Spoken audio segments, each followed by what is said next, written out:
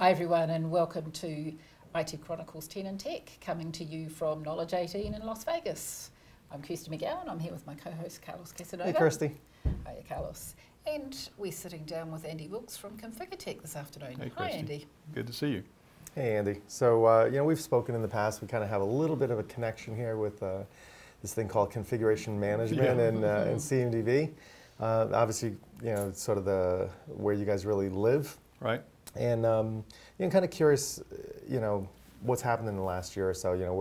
We always talk about some of the challenges that organizations have and sort of that silver bullet mentality that's gonna work. But I understand you guys are taking some additional approaches to how to get them to understand what they need to do rather than just go off and do something. Right. Because they feel like if we're doing something, it's productive, and obviously we all know, having survived this space, that it's not. So tell us a little bit about some of the, I don't want to say new approaches, but different tacts that you guys are taking to try to help them be more successful. Yeah, I think a couple things we're doing. Number one is when we go and do our workshops, when we talk to our customers, we want them to understand that if whether or not you know that you have a CMDB, it's out there. It's deployed. If you put an instant problem change in the service management platform, ITOM, ITBM platform, CMDB is there. Right. So why not look at your use cases and see how your data can be shared among all those different those use cases to bring more value to them. We talk to customers about empowering the users of the platform, the ServiceNow platform, to make them more successful in terms of how they do their job,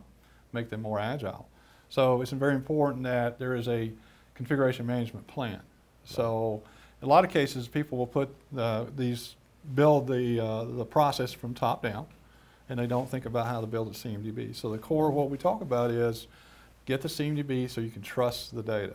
Yeah. Right. So trust your CMDB is a big theme that we have. Yeah. Right. Okay, so use cases from the top, understanding what kind of data you need, well, it's the configuration item classes, the types, the attributes you have, that these groups who are working together to support the business can use as a central place, a central repository that it should be.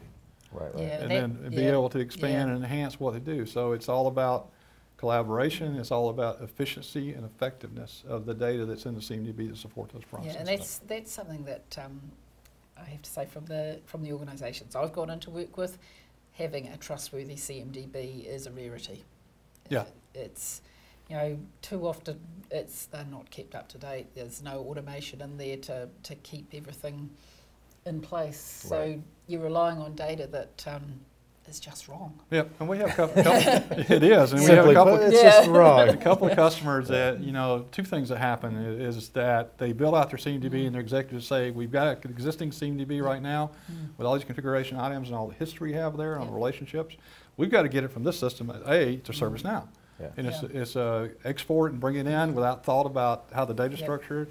Yeah. That's one issue, and the other issue is if there are third-party integrations that from other CMDBs that may come into ServiceNow, but also manual population of data. We've got so many customers who are going in and not trusting the auto discovery parts of the ServiceNow platform or the service mapping, the automatic service mapping. Yeah. Another thing that we have is automate your CMDB, automate those processes that allow you to keep it built, to build it and keep it current. Yes. Yeah. Right. It still amazes me when I go in. Obviously, I work quite a bit in that space.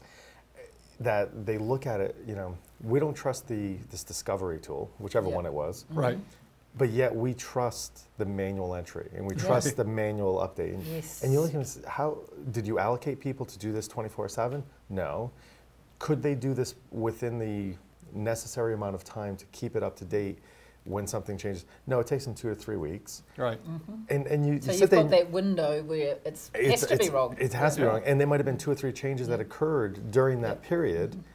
And yet they're looking at you straight, totally serious about like, no, we don't trust discovery.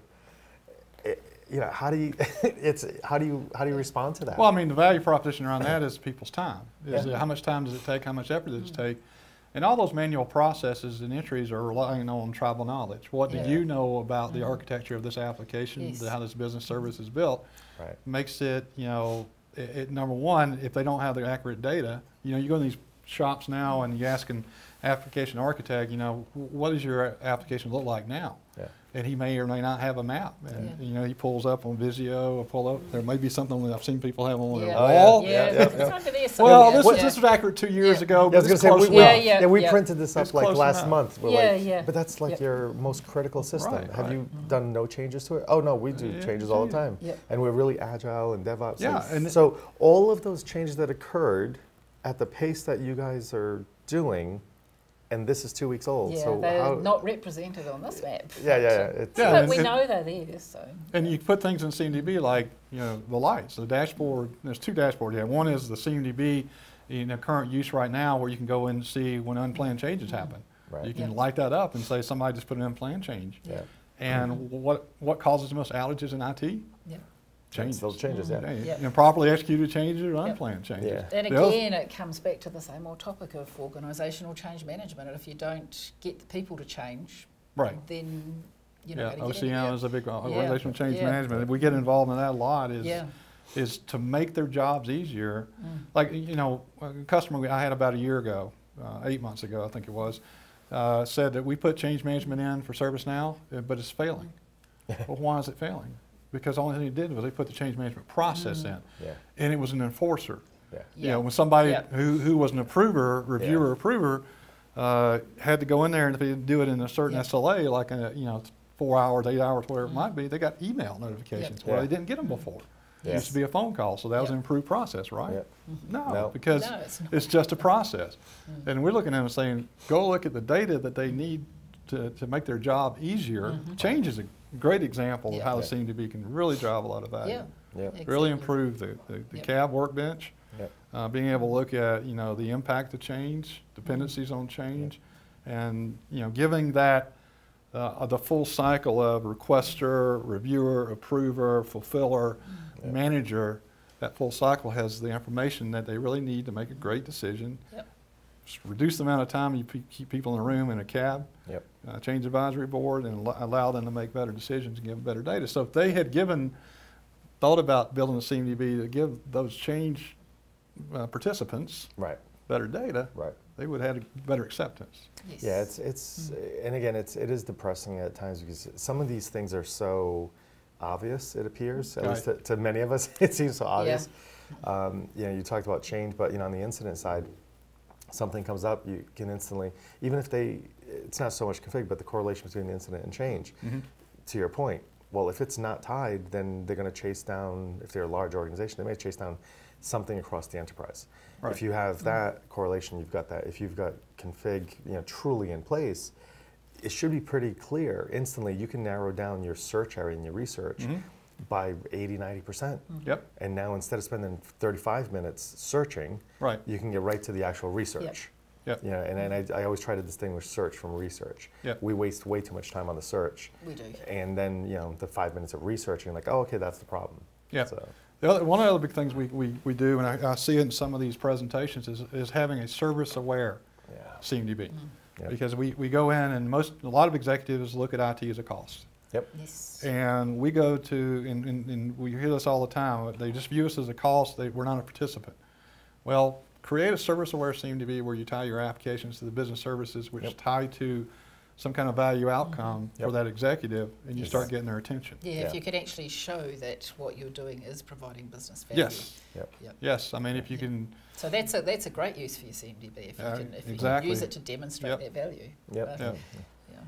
Well, Andy, thank you so much for joining us. Looking forward to your survival in this space. I know it's, again, I struggle with it, and trying to get organizations to overcome some of these things that we know there's a tremendous amount of value, and hopefully more and more see it as we come. So thank you for joining, and wish you the best. Thanks. Thank you. Thank you, Andy. All right. Thank you.